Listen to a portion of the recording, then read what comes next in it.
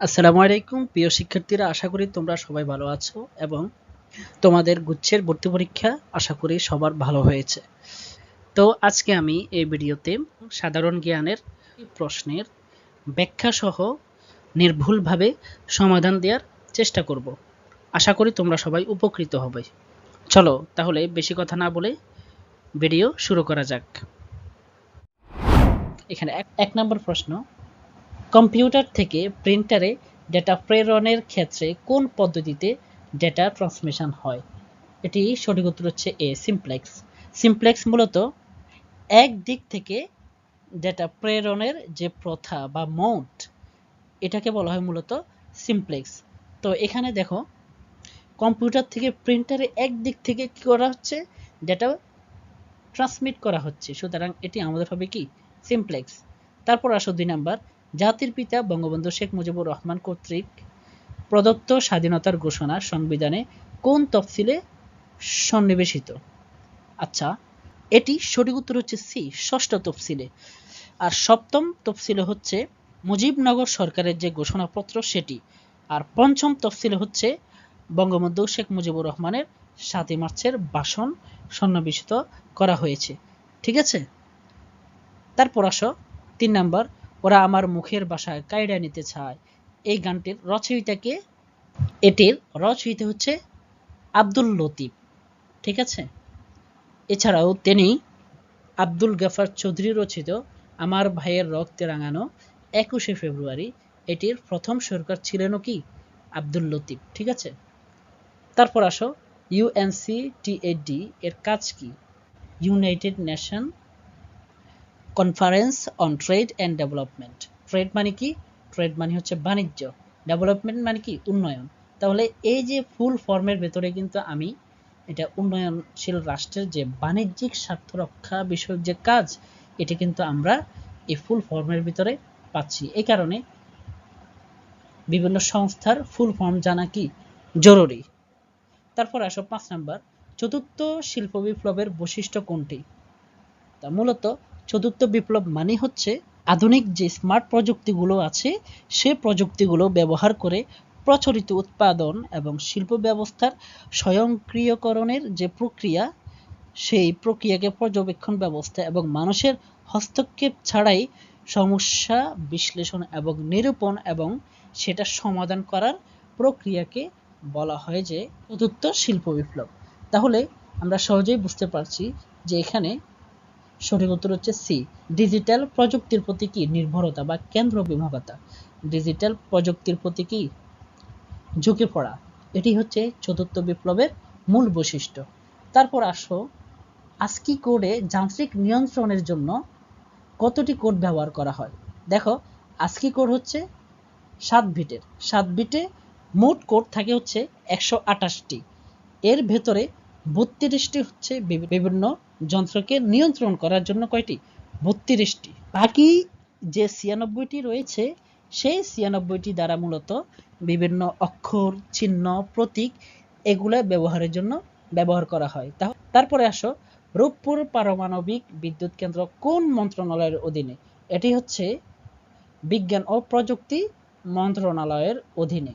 এই রূপপুর পারমাণবিক বিদ্যুৎ কেন্দ্র মূলত বিজ্ঞান ও প্রযুক্তি মন্ত্রণালয়ের অধীনে থাকা পরমাণু শক্তি কমিশন এই রূপপুর পারমাণবিক বিদ্যুৎ কেন্দ্রটি কি করছে, পরিচালনা করছে।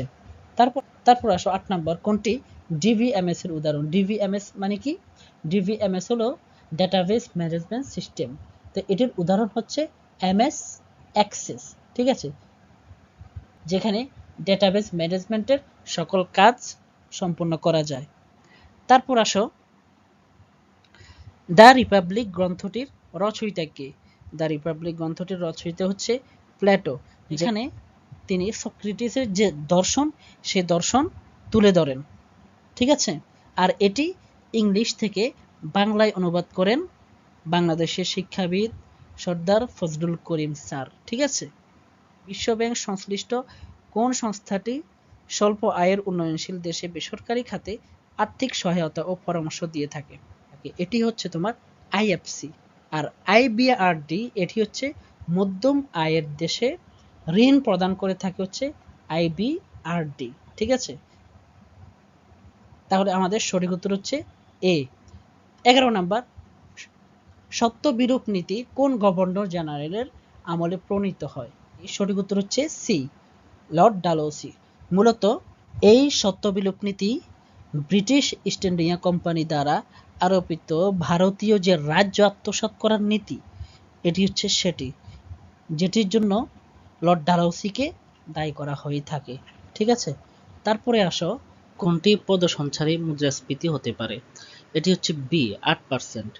মূলত পদসঞ্চারী মুদ্রাস্ফীতি বলা হয় যখন কোনো দেশের মূল্যস্তর হাঁটার গতিতে বৃদ্ধি পায়, তখন তাকে পদসঞ্চারী মুদ্রাস্ফীতি বলা হয়। এটি সাধারণত 8 থেকে 10%-এর ভিতরে হয়ে থাকে। যেমন বাংলাদেশের যে মুদ্রাস্ফীতি, এটাকে বলা হয় পদসঞ্চারী মুদ্রাস্ফীতি। আসো তারপরে, একই এলাকা ও সম মানসিকতা সম্পন্ন মানুষ নিয়ে গঠিত হয় কোনটি?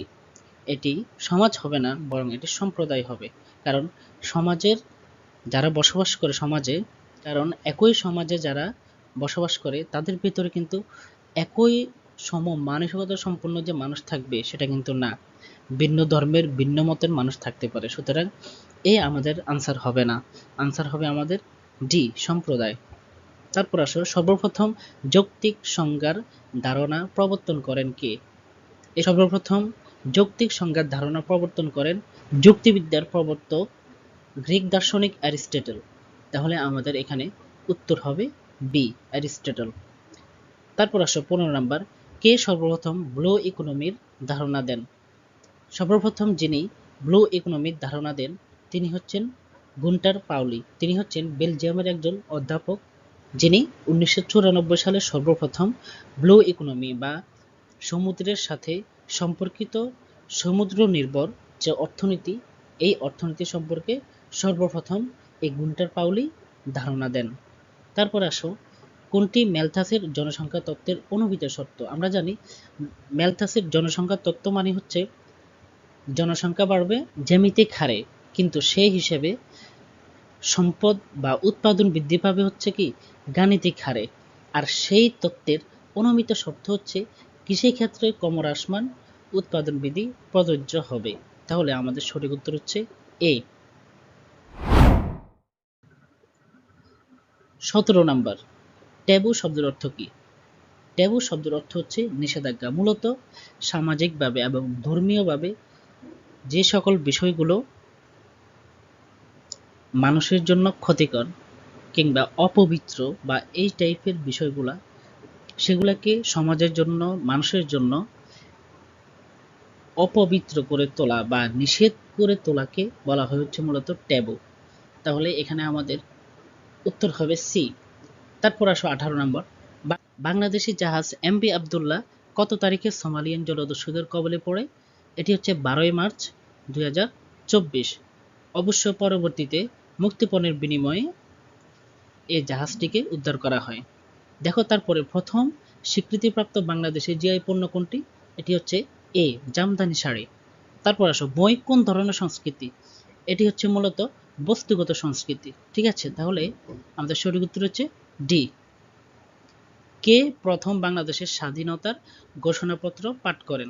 এটি হচ্ছে অধ্যাপক এম ইউসুফ আলী, যিনি 1971 সালের বাংলাদেশে স্বাধীনতার ঘোষণাপত্র সর্বপ্রথম পাঠ করেন। আর কর্নেল আব্দুর রব, যিনি হচ্ছেন সর্বপ্রথম বাংলাদেশের পতাকা উত্তোলন করেন। ঠিক আছে, এরপরে আসো 22 নম্বর, কোনটি ছাড়া সামাজিক উন্নয়ন সম্ভব নয়? এটা আসলে যখন তুমি নিজে চিন্তা করবে তখন তুমি বলতে পারবে যে সাংস্কৃতিক উন্নয়ন ছাড়া কিন্তু সামাজিক উন্নয়ন সম্ভব। সামাজিক সম্প্রীতি বা প্রযুক্তির বিকাশ ছাড়াও কি সামাজিক উন্নয়ন সম্ভব, কিন্তু অর্থনৈতিক উন্নয়ন ছাড়া সামাজিক উন্নয়ন কখনো সম্ভব না। ঠিক আছে, তারপর আসো, সেপ্টেম্বর অন যশোর রোড কবিতার রচয়িতাকে? এই কবিতার রচয়িতা হচ্ছে অ্যালেন গিন্সবার্গ, যিনি কলকাতা থেকে যশোরের দিকে অগ্রগামী যে রোড, এই রোডে 1971 সালের শরণার্থীদের যে দুর্যোগ বা দুর্ভোগ, সেই দুর্ভোগ নিয়ে এই কবিতাটি রচনা করেছিলেন। তারপর 24 নম্বর, রাফা সীমান্ত কোন যুদ্ধের সাথে সম্পর্কিত? এটি হচ্ছে ইসরায়েল ফিলিস্তিনের সাথে সম্পর্কিত। তারপর আসো, মোহামেডান লিটারি সোসাইটি প্রতিষ্ঠা করেন কে? এটি প্রতিষ্ঠা করেন মূলত নবাব আব্দুল লতিফ। ঠিক আছে। ক্ষুদ্র নৃগোষ্ঠী কুকি কোন অঞ্চলে বসবাস করে?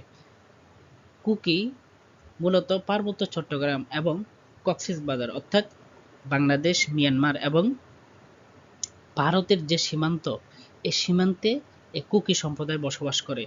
তাহলে যেহেতু আমাদের পার্বত্য চট্টগ্রাম নেই, তাহলে এখানে আমাদের সঠিক উত্তর হবে কি? কক্সবাজার। ঠিক আছে। তারপর আসো, বাংলাদেশ কত সালে WHO এর সভাপতি পদ লাভ করে? এটি হচ্ছে উত্তর হবে 2009। তারপর আসো, পিসারীয় সমীকরণ কিসের সাথে সম্পর্কিত? পিসারীয় সমীকরণ হচ্ছে মুদ্রার পরিমাণের সাথে সম্পর্কিত।